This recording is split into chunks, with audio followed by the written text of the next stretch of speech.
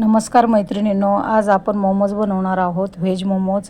त्यासाठी गाजर, शिमला मिरची, कांदा, कोबी, आलं लसूण किसून घेतलेलं आहे आणि हिरवी मिरची, एवढं सर्व आपण घेतलेलं आहे. आपल्याला मोमोज बनवायचे आहेत. तर गॅसवर एक पॅन ठेवलेला आहे. थोडंसं तेल टाकून घेऊया, जेणेकरून आपल्याला भाज्यांचं कच्चंपण काढून टाकायचं आहे. लसूण चिरून घेतलेला आहे.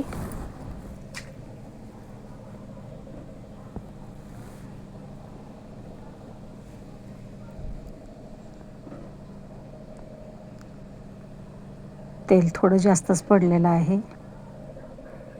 तर बारीक चिरलेला कांदा टाकून दिलेला आहे आपण त्यामध्ये.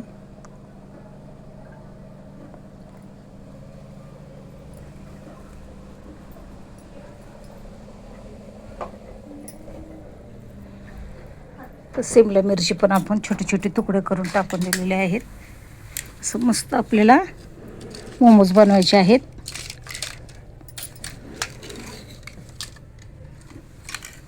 कोबी टाकून देऊया, गाजर टाकून देऊया,